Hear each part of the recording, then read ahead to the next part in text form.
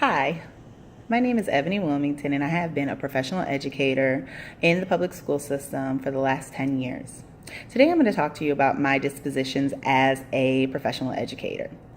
I went ahead and I decided to group the dispositions a little bit because I feel like I possess most of them, if not all of them, as a teacher of 10 years.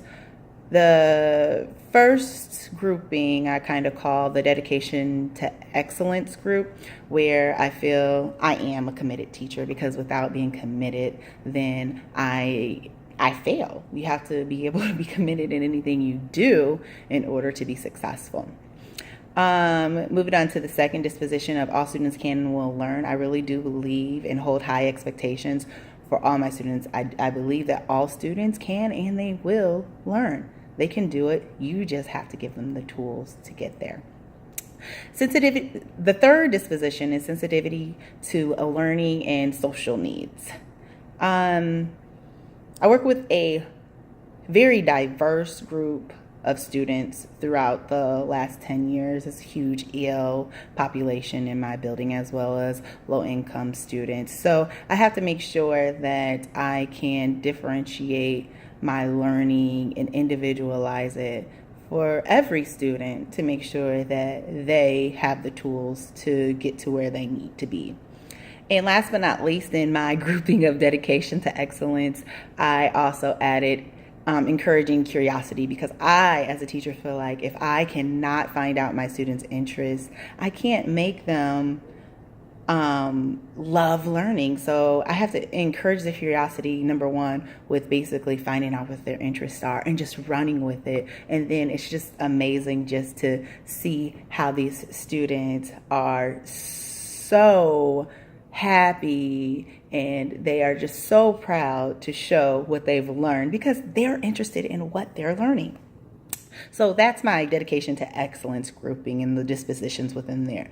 Then I moved on to basically the role model category that basically ties in with fairness and just having ethical behavior. I'm an honest teacher, and I want to make sure that I do what's right at all times.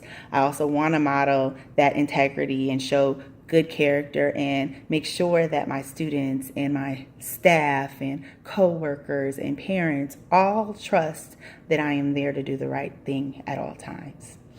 My last group I decided to call building relationships, because I feel like if I can't build relationships with my students, my coworkers, and my families, then, it just doesn't work out.